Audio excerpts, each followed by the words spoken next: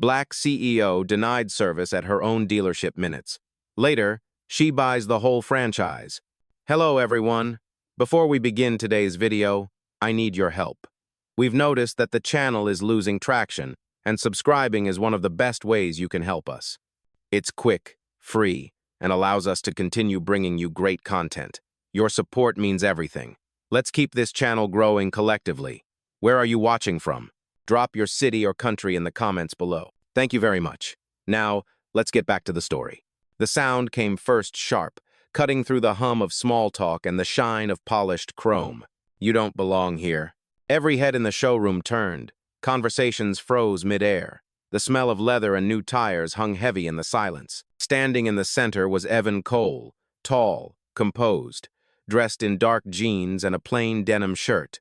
No logo, no flash, just quiet confidence. Across from him, a heavy-set manager in a navy suit pointed a finger at his chest, voice tight with disdain. Two uniformed officers lingered nearby, watching, hands resting on their belts as if waiting for permission. "This section is for serious buyers," the manager said. Evan looked him in the eye. "Define serious." The man scoffed. "People who can afford to be here." Evan's gaze drifted over the room, sleek cars under bright white lights, gleaming like trophies behind glass. "That's funny," he said softly. "I thought this place sold cars, not assumptions. Before we continue, where are you watching from? Drop your city or country in the comments below. And if you believe in dignity and justice, hit like and subscribe. These stories spark change, and we're glad you're here." Now back to Evan. The manager crossed his arms. "Look, sir, I'm trying to save you some embarrassment. There's a used lot down the street. They'll take care of you." Evan's jaw tightened, but his tone stayed calm. "I have a 10:30 appointment for a test drive." The man chuckled. "You must be mistaken. We don't schedule test drives for walk-ins." The younger officer glanced at his partner. "Maybe check the list, sir," he murmured. The manager waved him off. "I know my schedule. Now please step outside before this becomes a problem." Evan tilted his head slightly. "It already is." A few customers whispered near the reception desk. One woman frowned. "Why's he talking to him like that?" Another quietly lifted her phone, recording. Evan took a breath. "Tell me something," he said. "When you look at me, what exactly do you see?" The manager's smirk deepened. "I see a man wasting my time." Evan nodded slowly. "You should be careful with that kind of vision. It blinds people." The tension thickened. The manager snapped his fingers at the officers. "Remove him." They hesitated. One officer whispered, "You sure about this?" "I said now." Evan raised one hand steady, controlled. "Before you do that," he said evenly, "ask him who signs his paychecks." The room stilled. The officers paused mid-step. "What did you just say?" the manager barked. Evan didn't blink. "You heard me." For the first time, the man's confidence cracked. His voice stumbled. "What's your name again?" "Evan Cole." A flicker of recognition crossed a customer's face. "Wait, Cole? Like Cole Automotive?" The whispers spread fast now, rippling through the crowd. Evan reached into his pocket and pulled out his phone. One swipe, then he turned the screen toward them. The dealership's internal dashboard glowed bright blue, displaying the header. Owner, Evan Cole. Corporate access. Active. Silence fell like a verdict. The manager's hand dropped from his chest. The officers froze. The customers stared. The woman with the phone whispered, "Oh my God." Evan slipped the phone back into his pocket. His voice stayed calm, almost gentle. "The thing about belonging," he said, "is you don't need permission when you own the floor you're standing on." He stepped past the stunned manager, the officers parting without a word. The sound of his footsteps echoed across the marble, slow, measured, undeniable. And just like that, the story began. For a few seconds, no one moved. The silence inside the dealership was almost physical, pressing against the glass and chrome. The only sound was the faint hum of the lights overhead, steady, mechanical, indifferent. The manager's mouth opened, but no words came out. His authority had drained faster than the color from his face. This must be some kind of mistake," he stammered. Evan turned slightly, his expression unreadable. "The mistake," he said softly, "was assuming the way I look tells you what I can afford." "Oh." The younger officer stepped back, removing his hand from his belt. The other cleared his throat, suddenly remembering how to be professional. "Sir," he said to Evan, Our apologies. We were told. Evan raised a hand. You were told what you were meant to believe. That's the real problem. A few customers exchanged uneasy looks. The woman who had been recording lowered her phone, whispering, I can't believe this just happened. Evan took a slow breath, surveying the room again. Anyone here who's ever been judged before they even spoke, he said quietly. You know this feeling. It's older than this building. The manager tried to recover, straightening his tie. Mr. Cole, I had no idea. Evan cut him off gently. That's exactly it. You never ask. You just decide. He walked toward the yellow Bentley that had started the confrontation. The reflection of his calm face stared back at him from the hood. This car, he said, was built by people who came from nothing. Same as me. Same as most of your customers. He turned back to the staff. If you can't see worth in someone until they show you a balance sheet, you don't belong in sales, you belong in history. The line landed like a quiet explosion. Someone near the back murmured, That's a quote right there. The young sales associate, barely 25, nervous but sincere, stepped forward. Sir, I saw your name on the schedule earlier. I didn't say anything because I thought it was a glitch. I'm sorry. Evan nodded once. Don't apologize for doubt. Just don't repeat it. The manager swallowed hard, trying to regain footing. If I could just explain, Evan's gaze silenced him. You've already said more than enough. He turned to leave, the automatic doors parting before him. Before stepping out, he paused and glanced back at the showroom, the same space that had measured him by his clothes 15 minutes ago. Lesson for today, he said, voice low but clear. Every person who walks through your door carries value. You either recognize it or you lose it. And then he was gone, leaving behind a room full of silence, a manager who'd just learned what accountability felt like, and a dozen bystanders who'd never look at power the same way again.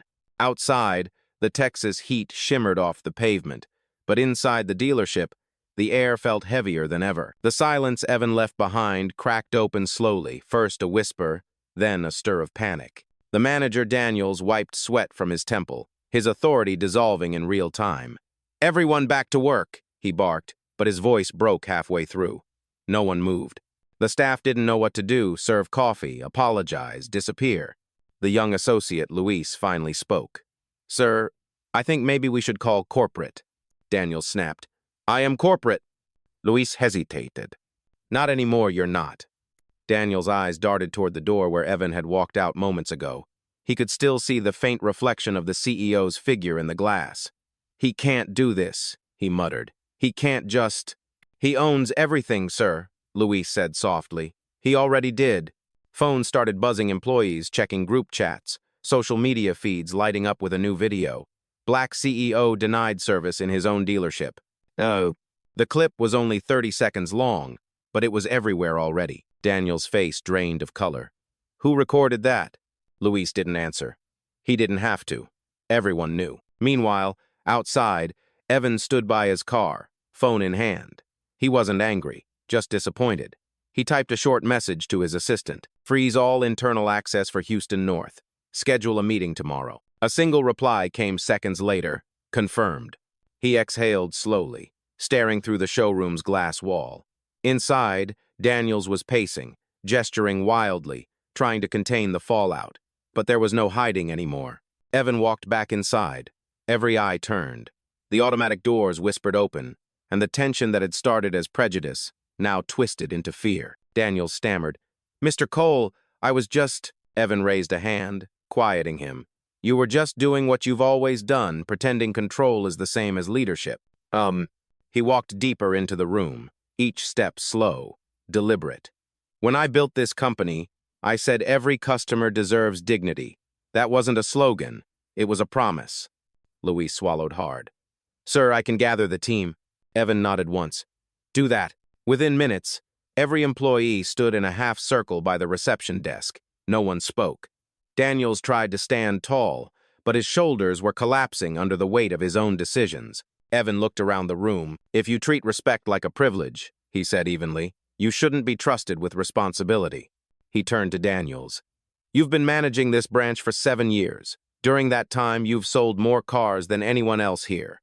But success doesn't erase arrogance. It exposes it. Daniels opened his mouth, but no sound came. Evan continued. When you looked at me, You didn't see a customer, you saw a threat to your idea of power. That's the problem. Too many people think power means being the loudest in the room. It doesn't. Power is what's left when the noise stops. The line hung in the air. Even the humming lights seemed to dim. Evan turned to Luis. You'll oversee this location for now. Report directly to corporate until further notice. Luis blinked. Me, sir? Evan nodded. You spoke up when it mattered. That's leadership. Earn it. A faint smile crossed Luis's face. Pride and disbelief tangled together. Evan faced Daniels one last time. You'll get your severance package by the end of the day. And one more thing, don't ever mistake silence for weakness again. He started toward the exit. Cameras outside were already waiting. But for the first time in his life, Evan didn't mind being seen. The truth didn't need to be hidden anymore, it needed witnesses. As he stepped through the doors, the young associate whispered. He didn't even raise his voice. Daniels stared at the floor, his reflection warped in the polished marble. And from somewhere deep within the showroom, the echo of Evan's words remained, vibrating through the glass and metal like a lesson carved into steel. Power isn't about who commands the room, it's about who changes it. Sunlight poured through the glass walls of Cole Automotive's downtown headquarters. The view stretched across Houston's skyline, but inside the boardroom, the air felt tighter than usual. The previous day's video had hit every platform. Millions of views, hundreds of headlines, and silence from Evan. Now, the directors waited, uncertain whether they were meeting a CEO or a storm. Evan walked in quietly, no suit, just the same dark denim shirt. He set his phone face down on the table and took a seat at the head. I'm sure you've all seen it, he said. His tone wasn't angry, it was colder than that, measured. Let's start with what matters. The truth doesn't hurt a brand. The behavior that makes it go viral does. Walker, the oldest board member, cleared his throat. Mr. Cole, the situation's unfortunate, but the public response, well, it's complicated. Some franchise partners are uncomfortable. Evan leaned back. Uncomfortable because they saw themselves in it? A few glances darted across the table. No one answered. The video doesn't embarrass this company, Evan continued. It exposes where we've been lazy, where profit made us forget principle. The HR director shifted in her chair. We're reviewing policies, sir, but this incident, it's unpredictable. You walked in unannounced, without your team. Evan's eyes met hers. That's the point. Integrity shouldn't depend on who's watching. He tapped the table lightly. Starting today, every branch will begin respect training. Not corporate slideshows, real conversations. Each employee will have to answer one question. Would you treat a stranger with dignity if no one could trace it back to you? Someone muttered. That's going to slow operations. Evan's response was immediate. So does rebuilding trust. The room quieted again. Outside, the traffic below hummed like a steady heartbeat. Evan stood. I built this company so people like me would never have to beg to be seen. We don't sell cars. We sell credibility. And right now, ours needs a tune-up. Ember, a faint ripple of nervous laughter moved through the boardroom. He didn't smile. I don't want apologies, he said.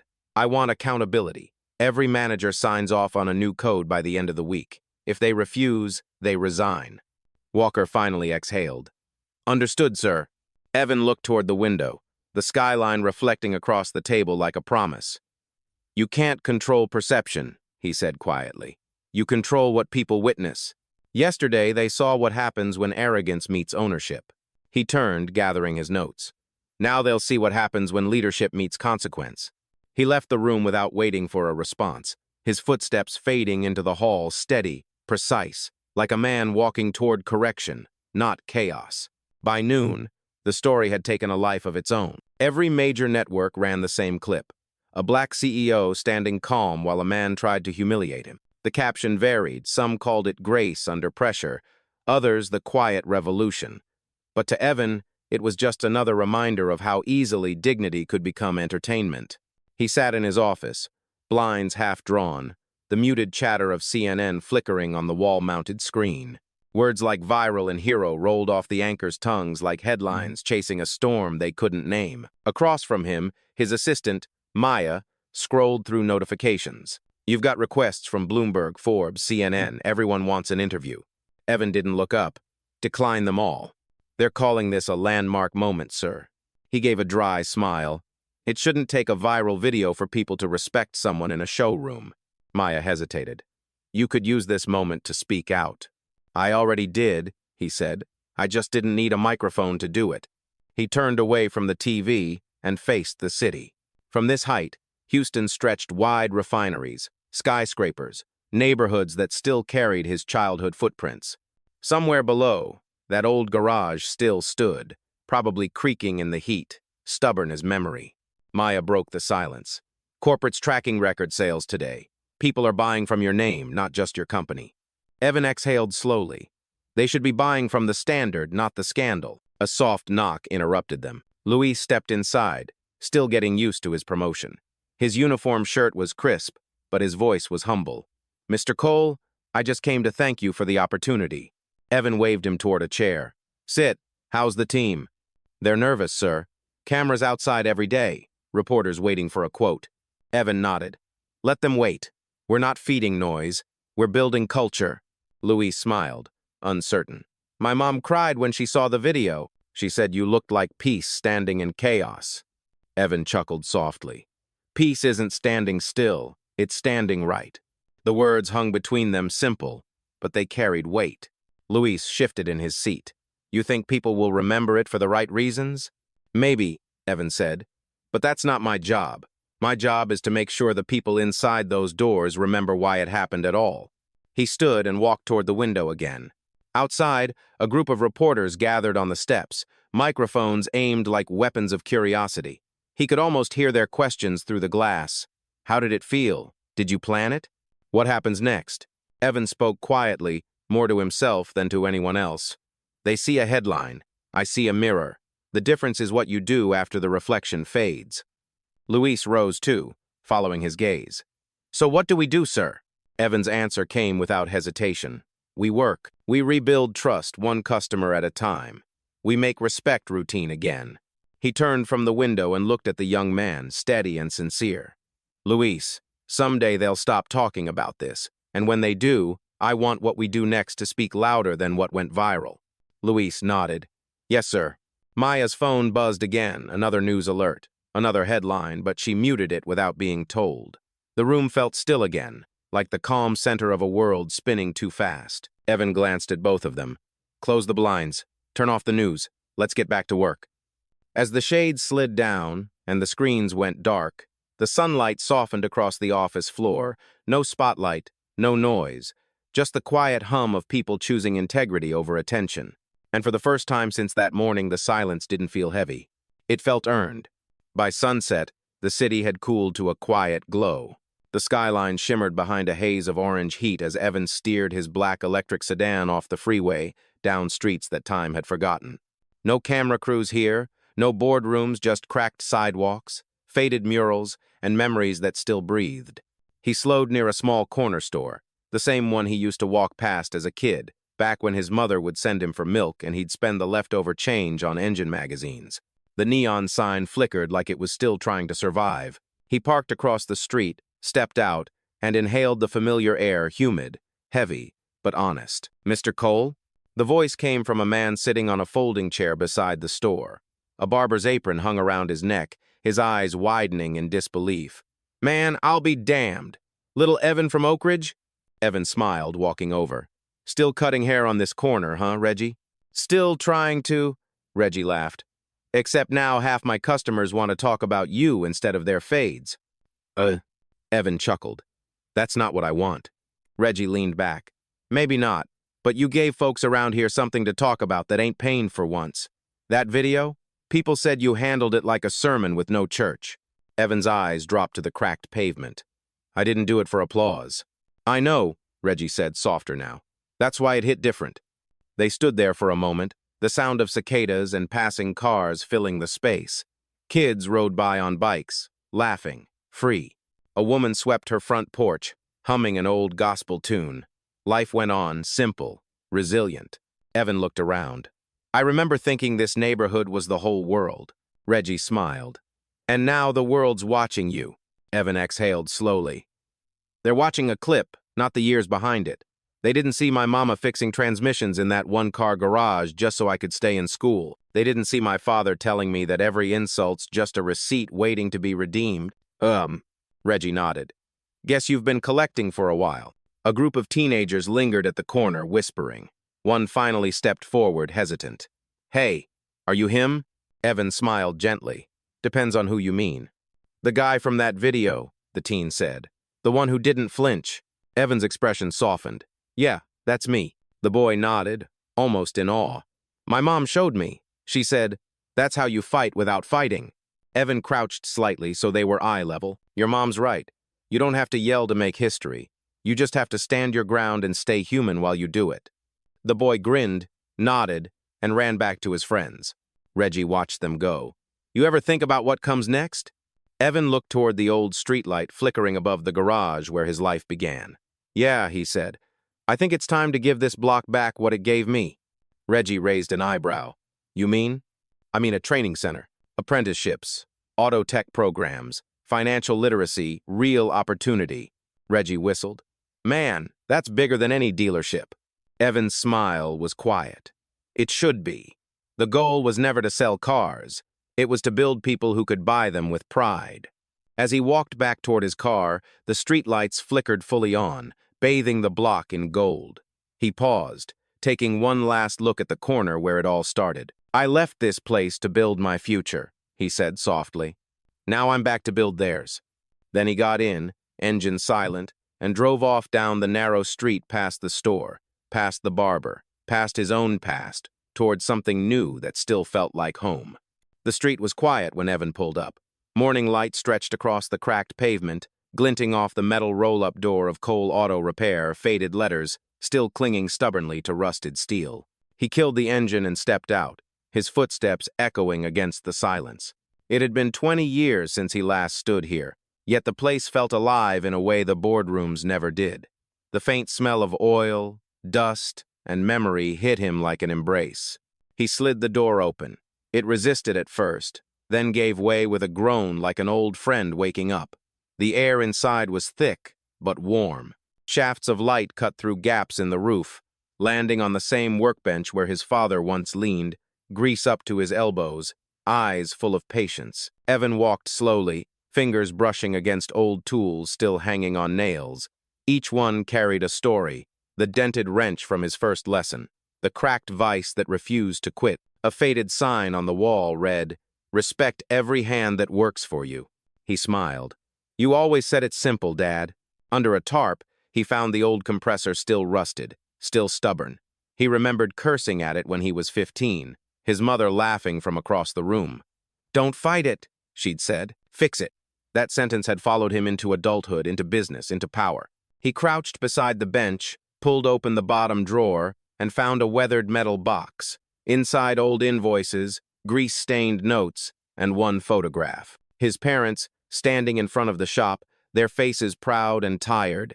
His mother's handwriting across the back, build something that lasts longer than applause. He stared at the photo for a long time, the words sinking deep. Then he pulled out his phone and called Maya. Maya, I want to buy back this property. A pause. That old garage? Yes. We'll rebuild it as part of the foundation. Call it the Cole Training Center. Start with 20 scholarships a year, auto tech, business, leadership, real-world learning, for kids like me. Maya's voice softened. That's beautiful, sir. It's overdue. He hung up and took another slow look around. Everything here was worn, broken, imperfect, but it had character. It was honest. The kind of place that taught a man the value of persistence before privilege. He placed his hand flat on the wooden bench, the same spot his father used to rest his coffee mug. You started something here, he said quietly. Now it's my turn to finish it. Outside, the city was waking up distant engines, the cry of a delivery truck, the steady rhythm of work beginning again. Evan stepped into the light, the photo still in his hand. The sun caught its edges, brightening the faded image until it glowed. For a moment, it felt like his parents were still standing there beside him, and he knew, without needing a sign or headline, that the story was no longer about redemption. It was about continuation. The next week, the city council chamber buzzed with quiet anticipation. Reporters filled the back rows, lenses glinting under the fluorescent lights. Evan sat at the center table, calm as ever, hands folded over a single folder stamped Cole Foundation Initiative.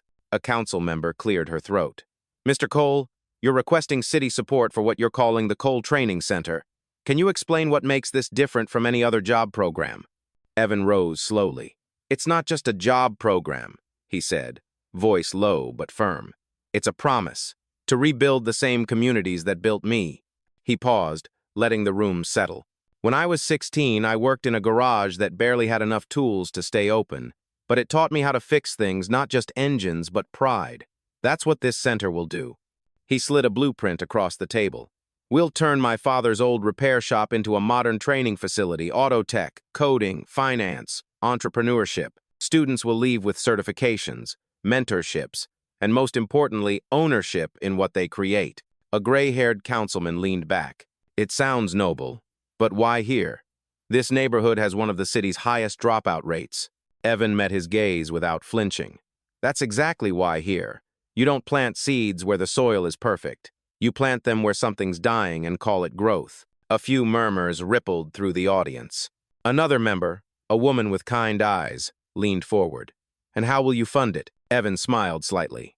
Through the Coal Foundation, half from my own capital, half from partnerships. No taxpayer money unless the city chooses to expand it later. He paused, then added, I'm not asking for a handout. I'm asking for permission to give back. The chamber went quiet. Even the photographers lowered their cameras. The mayor, an older woman with a steady voice, spoke at last. Mr. Cole, you've built one of the largest minority-owned auto corporations in the country. You could put this center anywhere. Why bring it home? Evan's answer came soft, almost like confession. Because dignity doesn't travel well when it leaves its roots behind. He looked around the room, his eyes landing on a few young people sitting near the back kids from the neighborhood, watching, maybe hoping. We keep telling them to dream big. Maybe it's time we build something here big enough to hold those dreams. A moment of silence followed real silence, the kind that fills space before change. Finally, the mayor nodded. Proposal approved for city partnership. Applause broke out, not loud, but steady, rising like a tide. Cameras flashed, pens scribbled, and somewhere in the crowd, Reggie from the barber shop grinned from ear to ear. Evan gathered his folder, gave a small nod, and said simply, Let's get to work. Outside, the afternoon sun blazed down on Houston, bright and relentless. But for the first time, the old neighborhood had something else burning in it, possibility. The morning of the groundbreaking was warm and gold, the kind of Houston sunrise that turned concrete into light. Evan stood at the edge of the old lot that had once been his father's garage. Now it was cleared, just gravel, steel beams, and the smell of new beginnings. A small stage had been set up with folding chairs for the press and city officials. No red carpet, no grand banners, just a wooden sign that read, Coal Training Center, coming spring 2026. Kids from the neighborhood crowded behind the barriers, some still in school uniforms, others holding camera phones high. Evan could hear snippets of conversation. That's the guy from the video. Nah, that's the man building the center. He smiled faintly, then turned as Reggie approached. Clean shirt, barber's apron tucked in his back pocket. Didn't think I'd ever see this block look like this again, Reggie said. Evan nodded. Neither did I, but I figured if no one else was going to do it, I would. Luis stood nearby, clipboard in hand, now officially the foundation's operations manager. Permits are cleared, contractors ready, he said. You sure you don't want to make a speech? The mayor's expecting one. Evan shook his head. They've heard enough speeches. Let's give them something to see. A hush fell over the crowd as the mayor stepped up to the microphone. Today isn't just about construction, she said. It's about reconstruction of opportunity, of community, and of faith in what leadership can look like. Then she handed the shovel to Evan. Mr. Cole, would you do the honors? He looked down at the earth, sunlight glinting off the metal blade. For a moment, he hesitated. The crowd went silent. He knelt instead of standing, pressed his palm against the dirt, and whispered, Thank you. Then he rose and dug the first scoop. The crowd erupted. Cheers, clapping, camera flashes all blending into one sound that felt less like applause and more like release. Luis handed him a bottle of water, grinning. You sure you didn't want to say something? Evan took a sip, smiled. I just did. Reporters swarmed. Microphones thrust forward. Mr. Cole, what does this moment mean to you? He looked around the kids, the old brick buildings, the empty windows now filled with faces. It means my parents' dream finally has a roof, he said. Another voice called out, "What do you hope this place accomplishes?" Evan paused. "Hope's not enough. We're here to equip. Every person who walks through these doors will leave with more than a skill they'll leave, knowing they belong in every room they walk into." Reggie clapped him on the back. "You sound like your mama right now." Evan laughed. "She'd probably tell me to get back to work." He looked out over the crowd again at Marcus, now wearing a construction trainee vest, helping guide equipment into place. Their eyes met. Evan gave him a small nod, one that said, "It's your turn now." The cameras kept rolling, but for Evan, the moment wasn't about them. It was about the sound of shovels striking earth, the smell of soil and steel, the hum of something being rebuilt from the inside out. As the ceremony ended, he lingered at the edge of the lot. The noise faded, leaving only the rhythmic clatter of work beginning. Maya approached, tablet in hand. "Congratulations, sir. You did it." Evan watched the first beam being lifted into place. "No," he said quietly. "We did. Now let's make sure it stands for more than my name." "Oh." The sun climbed higher, catching the metal framework as it rose. It glittered for a moment, strong, unbent, alive. For the first time in years, Evan didn't feel like he was proving anything. He was passing it on. Night had settled over Houston, the kind of deep quiet that follows a day of heavy work.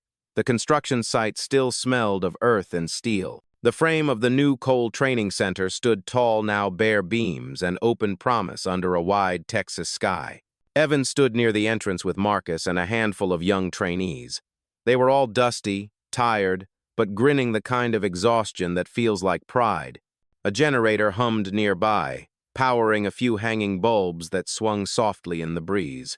Marcus handed him a flashlight. "We've got the power line ready, sir. You want to do the honors?" Evan shook his head. "Not this time. You started this shift. You finish it."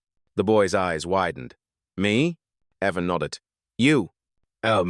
Marcus hesitated, then reached for the switch. He counted softly under his breath, 3, 2, 1, and flipped it. The bulbs flickered once, then bloomed into warm, golden light.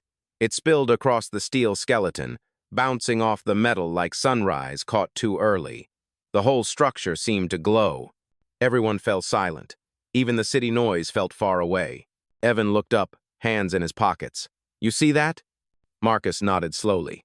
"Yeah, that's the future," Evan said. "Looks simple, but it's built on everything that tried to break us." A murmur of agreement rippled through the group. One of the trainees, a girl named Kiana, spoke softly. "I used to walk past this block every day. Never thought I'd work here. Never thought I'd belong here." Evan smiled. "That's the point. You don't need permission to belong. You build your own space, and then you open the door for the next person." Reggie arrived late, wiping his hands on a towel, a grin stretching across his face. "Man, y'all lit it up like the 4th of July." Evan chuckled. "We just needed to see what hope looks like with a power bill." The laughter eased the emotion, but the weight of the moment still hung in the air. Marcus looked up at the glowing beams again. "You really think this place can change things?" Evan's gaze stayed steady. "I don't think. I know. Because places don't change people, people change places.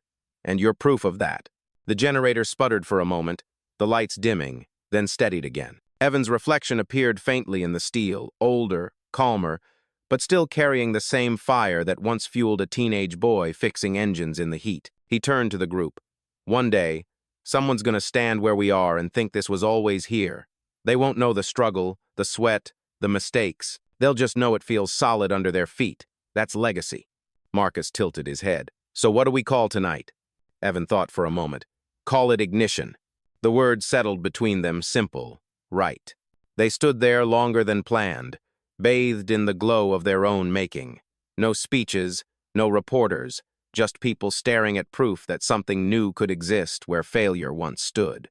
Finally, Evan glanced at his watch. "All right," he said softly. "Lock up. Big day tomorrow." "And," Marcus smiled. "You heading home?" Evan looked at the lights again. "Already there." He started toward his car, the sound of gravel crunching beneath his steps. Behind him, the lights of the training center stayed on, burning steady against the dark. And for the first time in a long while, the neighborhood didn't look forgotten. It looked alive. Midnight. The construction site slept under a soft blanket of mist. Only one window glowed a small office trailer sitting beside the half-built training center. Inside, Evan sat at a simple wooden desk, a cup of black coffee cooling beside him, a single lamp casting a warm pool of light across a blank page. He held a pen but didn't write yet.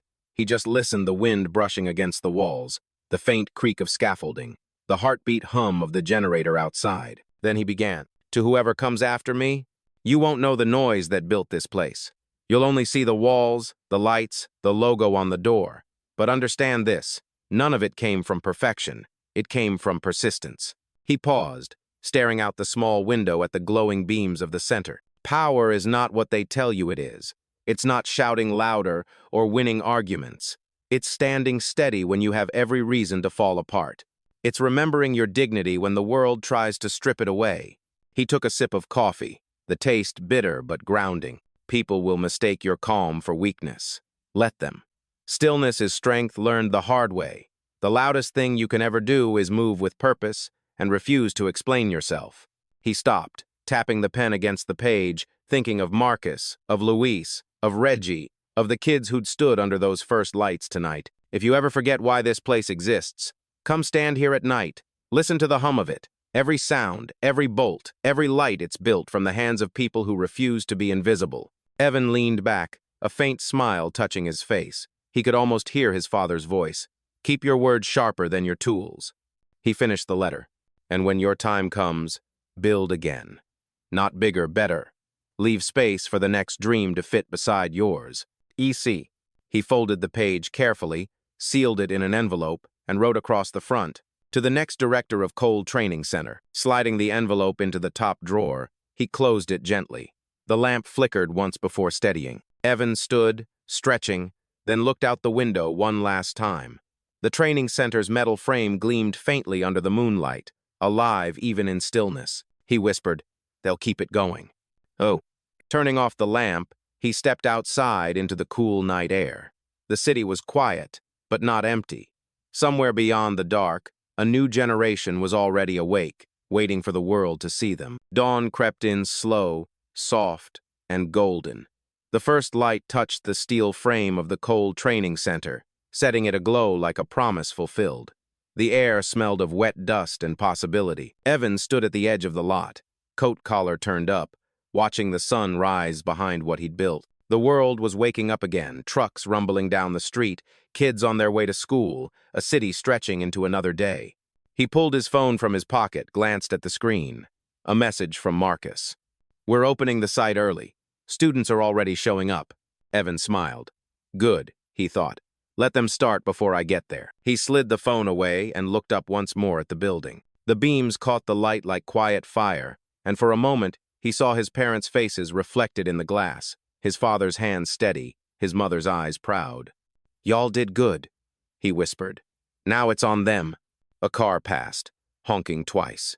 Reggie leaned out the window, laughing. "You coming, Mr. Cole? They're waiting on you to cut the ribbon?" Evan chuckled. "They don't need me to start it," he called back.